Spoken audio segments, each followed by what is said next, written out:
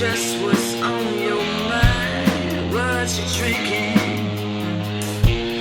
Is that whiskey on your... Welcome, Showtime Forum Familia. I am your host, Ray El Barbon, along with my co-host, Javier Hernandez, a.k.a. Golden Knight. And this is the Showtime Forum podcast. We are back one more time again this week. Greg allowed us to jump on the air one more time, all right? So we're going to try to make this a good one for you guys. If you're not already following us, make sure you jump on Twitter, Instagram, YouTube, and Twitch. Follow us at Showtime Forum. But today, we actually have a pretty cool guest. He's the founder of BBallDix.com. You can also catch him writing and educating NBA Twitter folks under the alias Cranjis McBasketball. Thanks for joining us, Tim. Happy to be here, guys. I didn't realize that you had to, go out of your way to add an extra pod. But while we're here, let's make the most of it. Yeah, nah, that was just me messing around, man. Greg's always threatening to cut us. So obviously you got BBallDix.com, and I'm sure a lot of people are familiar with you, especially on Twitter. But why don't you tell us a little bit about what you got going on at BBallDix? Sure. So we launched the site at the beginning of this past season. And if you were to go over there, you can find a lot of great written content that's data-driven.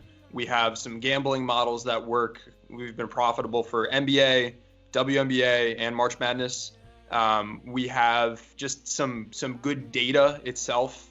And we have a great data and tools package that has 22 different spreadsheets. That's where we have all of our player grades that we'll probably talk about in a bit, optimization ratings, player development ratings, all kinds of different neat, cool, trying to bring some new types of analytics to the forefront and really shift the focus away from a bunch of like crazy acronyms that nobody understands and evaluate players and evaluate coaches in ways that everybody talks about. Perimeter shooting, one-on-one, perimeter defense, being able to roll really well, stuff like that. Those are things that people, talk about in everyday conversations. And we tried to find a way to evaluate those key skill sets and try to neutralize situation as much as possible.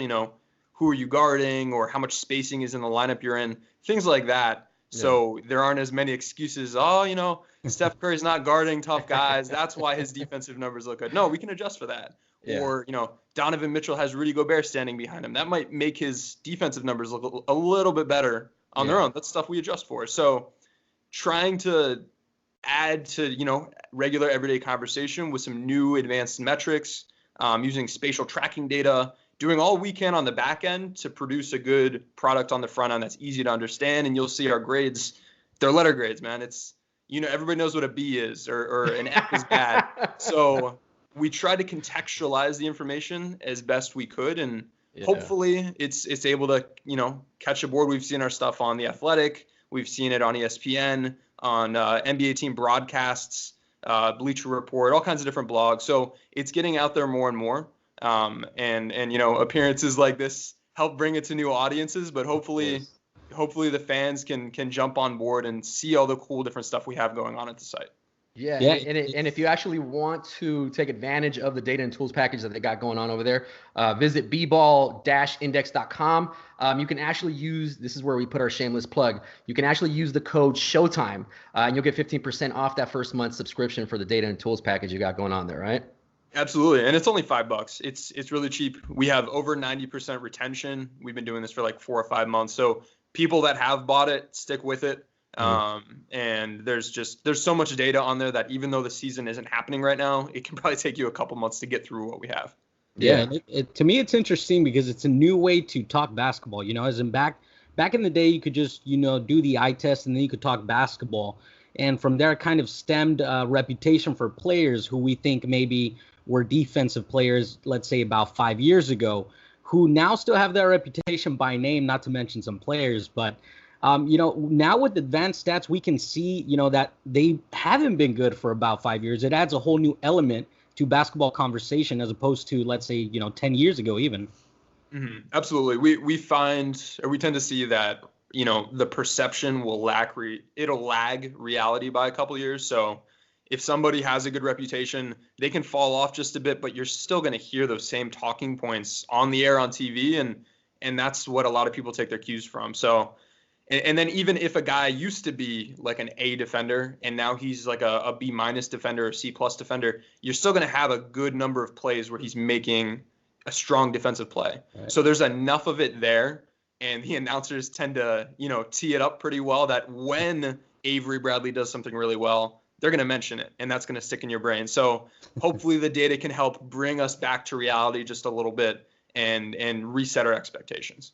All right, yeah, man, you guys got some cool stuff going on over there for sure, and especially it helps people like me who, like I was telling you earlier, I'm not an analytical type at all. So when you're speaking these stats and analytics all the time, dude, you might as well be speaking Japanese because most of the time I'm not following. So your ratings actually make it a little easier to kind of, get where you're going, what you're trying to communicate with, especially with the percentiles and whatnot.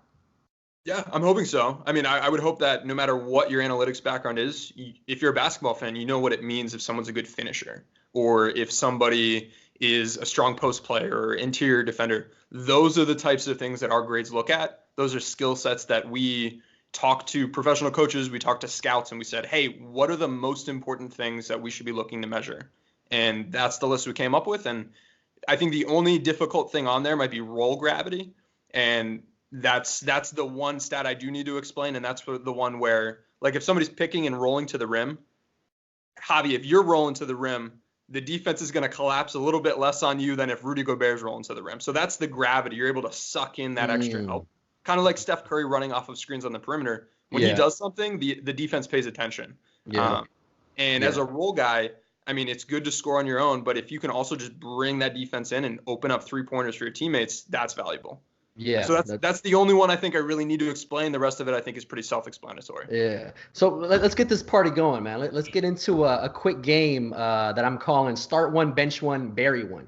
All right. So I'm going to explain it a little bit. So right now, obviously, the Lakers are reportedly to roll out LeBron at the point guard position, right? Supposedly. So that's what's being reported right now. But aside from LeBron, the Lakers' point situation is looking a little crowded back there. So I'm going to need you guys to start one of the 4 following players, have another one come off the bench, and a third to never, ever see the light of day unless absolutely necessary, right? So we'll start with Javi. So here are the players. You got Rajon Rondo, Alex Caruso, Quinn Cook, and Avery Bradley. You got to start one, bench one, and bury one. Go.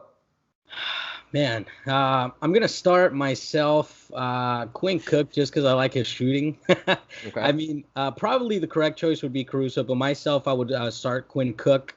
Bench Caruso, and if I got to let one go out of the 3, I mean, it's obviously got to be Rondo, man.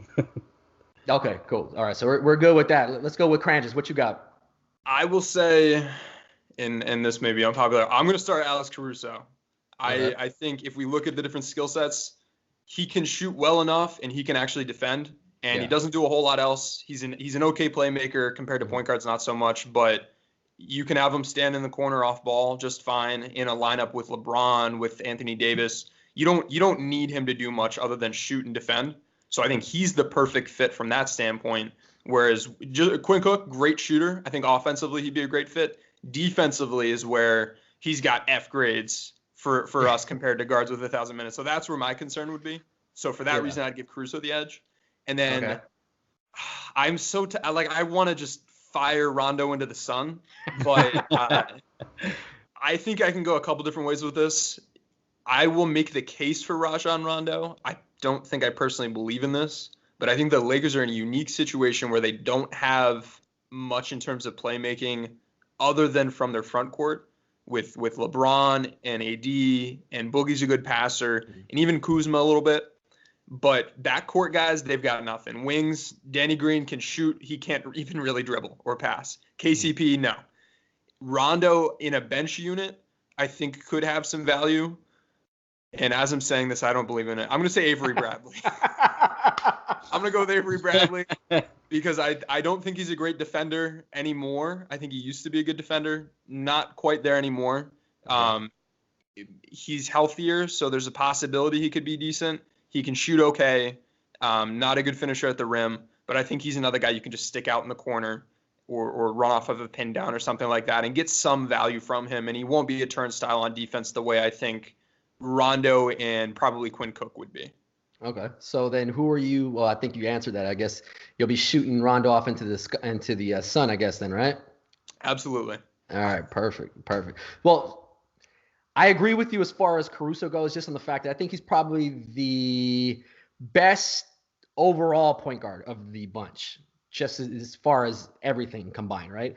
I personally would probably start Avery Bradley because I just think he's a 3-and-D guy. He's obviously a 6'2", 6'3" guard, but he's known for his defense. I mean, even if takes a step back on defense, that should still be much better than any of the other options you got. I think he fits better alongside LeBron. He can guard those smaller guards. He can chase them around screens and whatnot. And he can knock down 3 here and there. It's not bad as far as 3. I think he shot over 40%, I believe, last year, if I'm correct. But I mean, I would probably, if it was me, I'd start Bradley. I'd bench Caruso, and I would probably say that I'd have to just bury Cook, just because, like you were saying, Rondo's got that veteran presence, not a lot of playmakers back there, so he squeaks by based simply off of his experience, I guess you could say, right? If everything falls apart and you've got no playmakers, and for some reason Frank Vogel's scheme isn't good, and you just need somebody to create something, that is the perfect scenario for Rajon Rondo to have value. Yeah. If you've got good players around him, or you've got good plays that you're running, he's not a great fit because he'll just hijack your offense, dribbling around a lot. But as an emergency, third guy, there's upside there with value if things don't go well or guys get injured. Yeah, and I mean, obviously we've added a lot of new pieces this summer, so we've got a lot of moving pieces that we're still trying to figure out. But one familiar face that's still left on the team is Kyle Kuzma. It's easy to forget him just because, the summer's been LeBron and AD heavy. We've just gone through so many ups and downs from the beginning of the summer to now. I mean, we started with the lows of the lows with Magic stepping down and the backstabbing talk and all that stuff. And we reached the top of the mountain with, signing Anthony Davis, right? So first off, if we're looking at Kyle Kuzma, tell me what your BBallDix player ratings say about Kuzma. So Kuz is interesting because he got a lot better in a lot of different areas this past season, in terms of being, rolling, finishing, things like that. He took a big step back as a shooter, which I think aligns with what each of us think and saw. Mm-hmm. So nothing really, nothing surprising there, but he did take a big step forward as a defender this past season. And we see that with our player grades. We also see that with some of the impact stats that look at, when this guy was on the court, how did the defense look in adjusting for who his teammates were, who the opponents were, things like that. He took a big step up there as well. So quietly, he got better in that regard, and he put a lot of the other pieces together. So if he can just get that shooting to where it was his rookie year, suddenly Kuz is a really, really effective basketball player. Right. Yeah, to me, that's something that's interesting because a lot of people say that, Kuz took a step back, in general, just as a player. But I did see a lot of areas, like you said, on defense, even if it's not, something that's so, I guess, noticeable, you still kind of see here and there that he does simple things that are working a little bit better than they did the year prior. So you do see that improvement.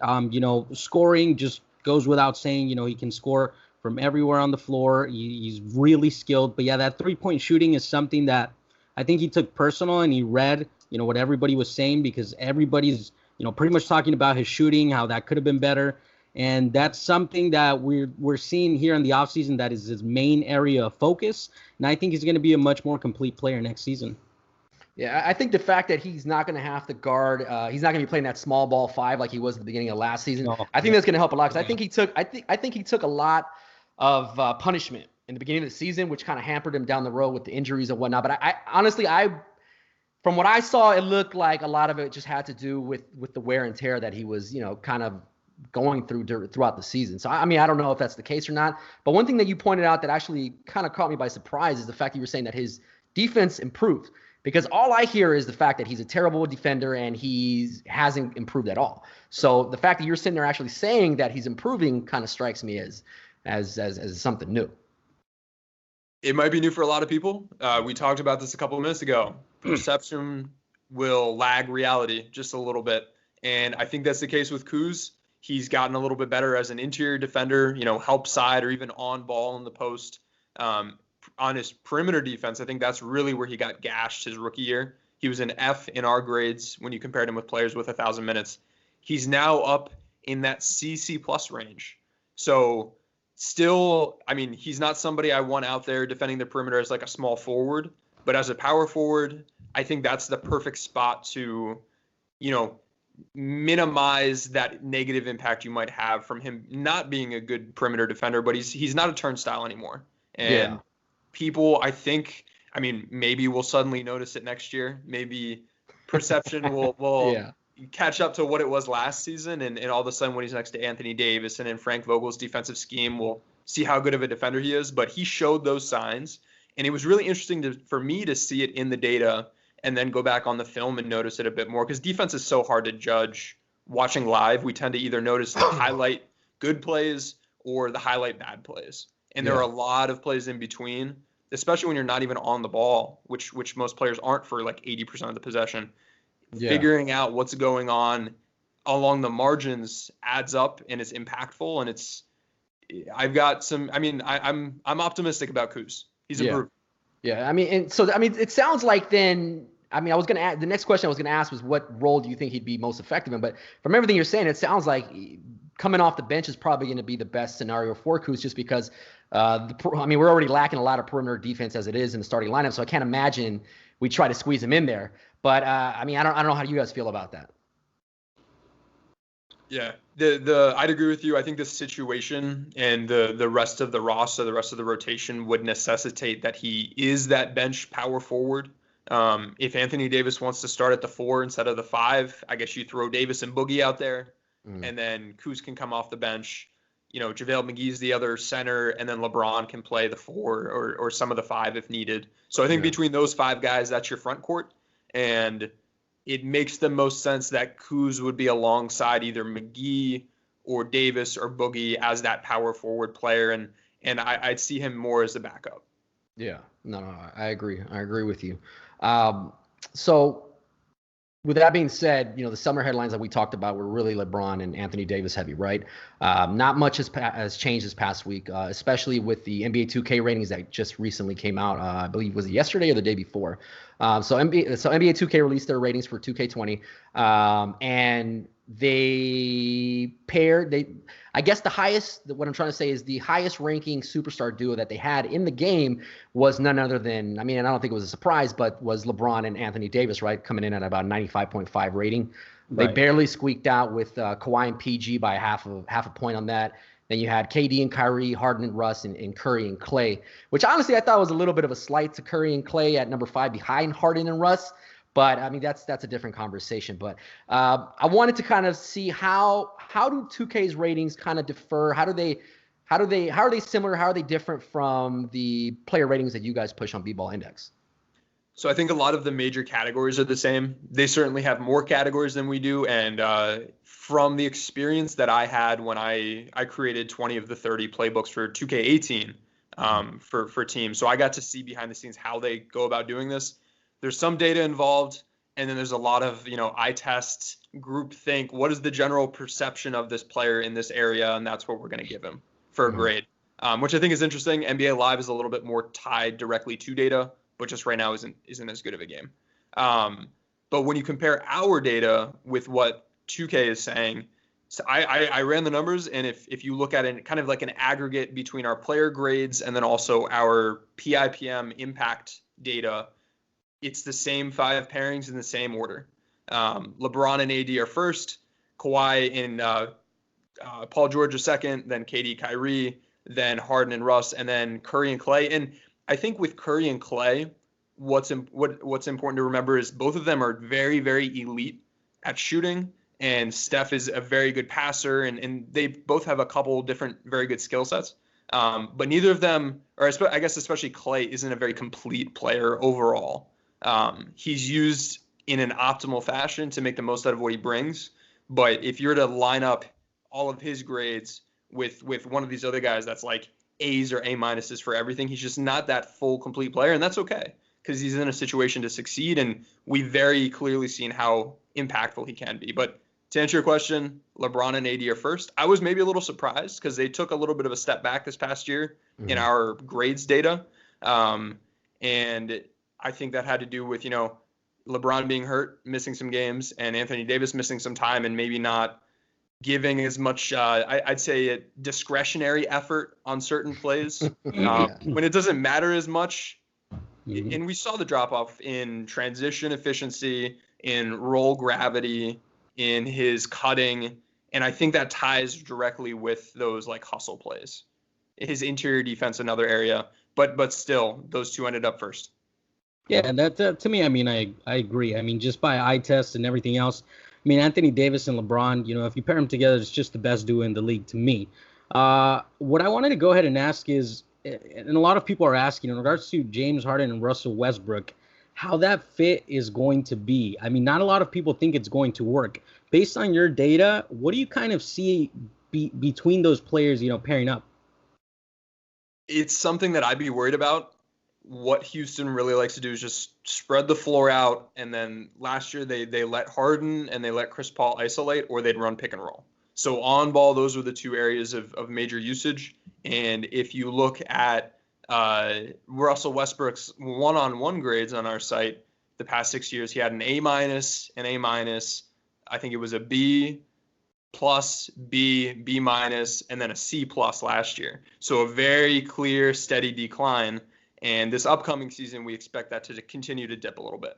So maybe not the best way to optimize him. And then when you look at his pick and roll effectiveness as a scorer, he was in the 70th percentile a couple years ago, dropped to like the 60s.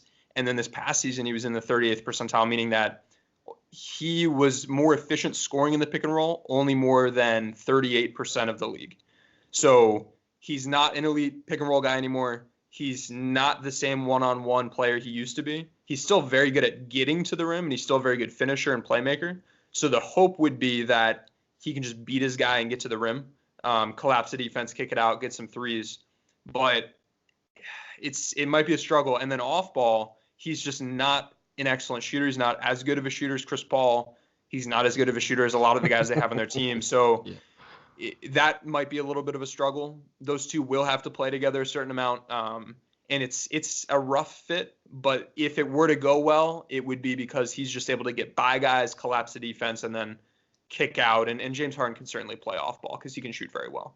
Right. So how do we decide who's gonna jack up the first shot? Because I mean, as far as I know, Russ hasn't seen a shot he didn't like, and he's going into a system where they're pretty much like hoist up as many threes as you can in as little time as possible. I can't imagine he's not licking his chops right now.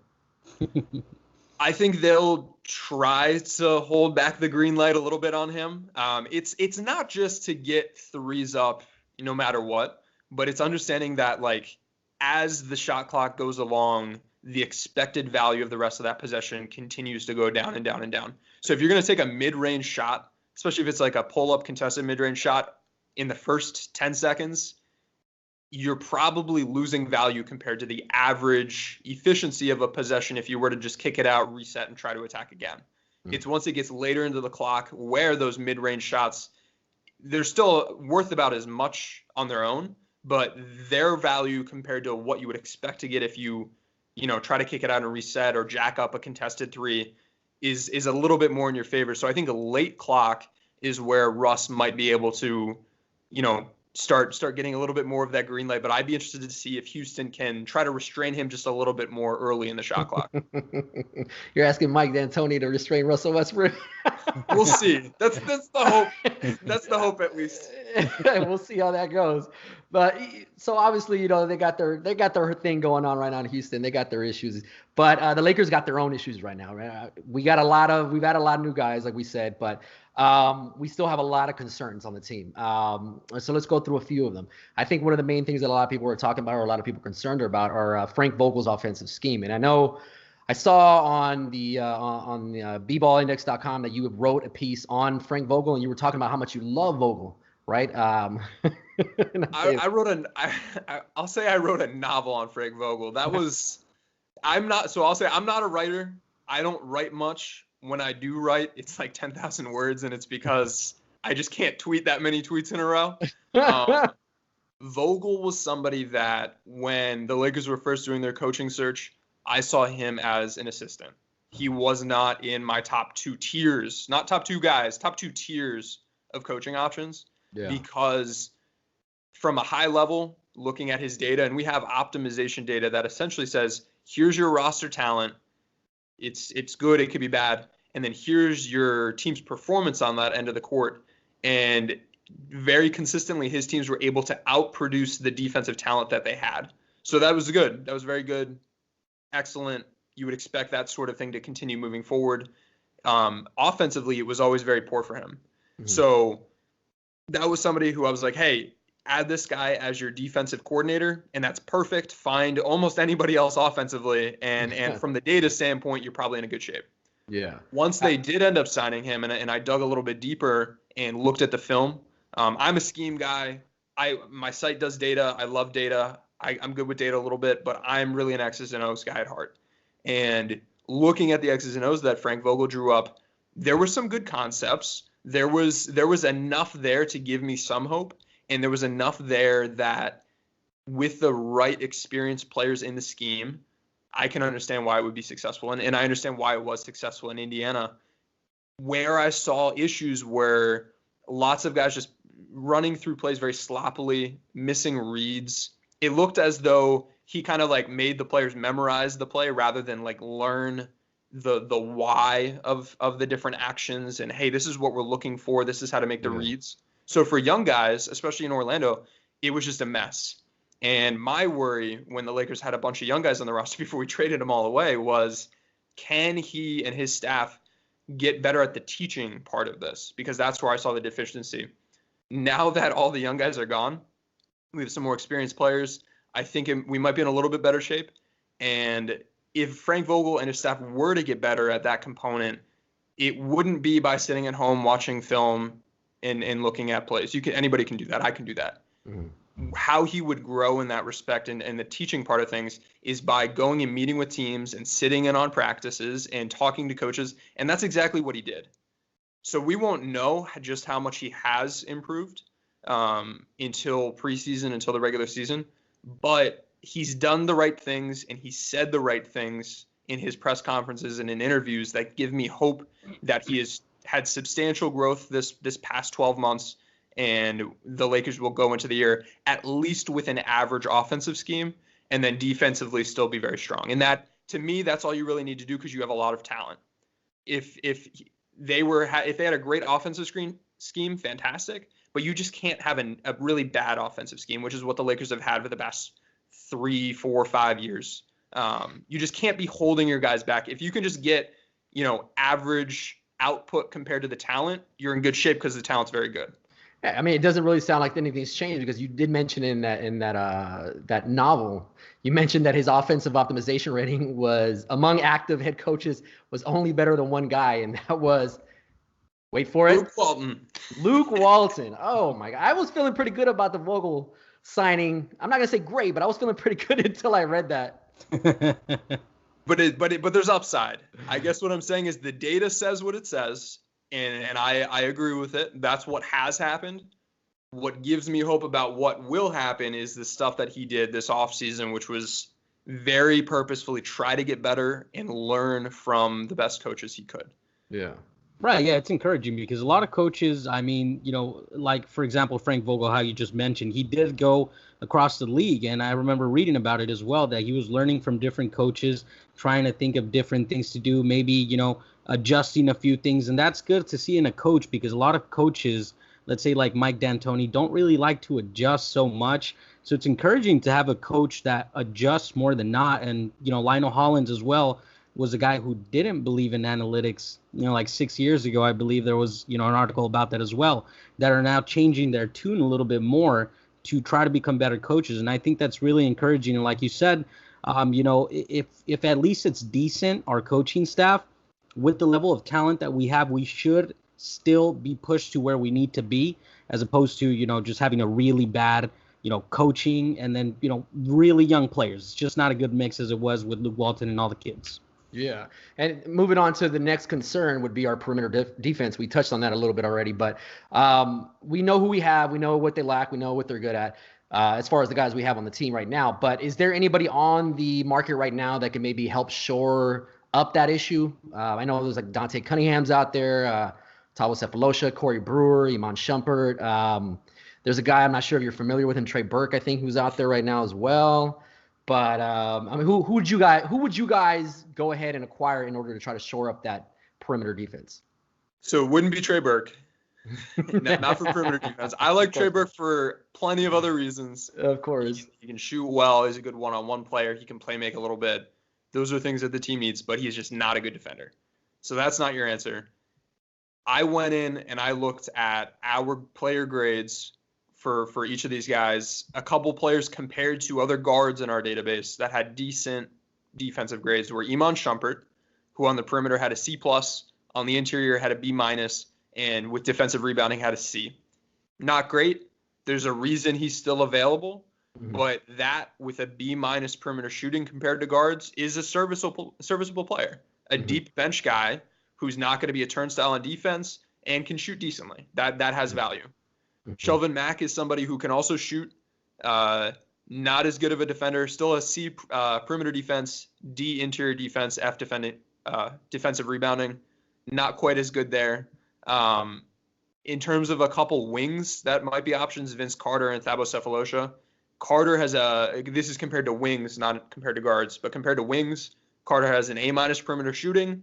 He was still an A- one-on-one guy somehow. Wow. He was a B- cutting his off-ball movement, so either scoring off of pin downs and flare screens or cutting to the rim. He was actually pretty effective. And then his defensive grades, he had a C- perimeter defense, which won't kill you. He had an A- interior defense compared to wings. So compared to his position, he's pretty good at defending the inside. F defensive rebounding, but there's something there. There's enough there that I can throw a minimum deal at him. And then Sefolosha has an A perimeter shooting, F cutting, F playmaking, D one-on-one grade, C- finishing, defensive perimeter defense. He's at a D+, interior defense a C, and defensive rebounding an A, all compared to wings. Okay. So I think Carter might be an option. I think Shumpert would be a perfect option if you just want someone who can defend decently and be able to catch and shoot. And then Sefolosha might be able to give you some of that shooting, not quite there as anymore on the defensive end. I know in 2K he's still a good defender, not in real life. Let me ask you this. It's probably not going to happen just because the Grizzlies right now are having a hard time letting go of Iguodala, as a buyout instead of trying to find a trade partner.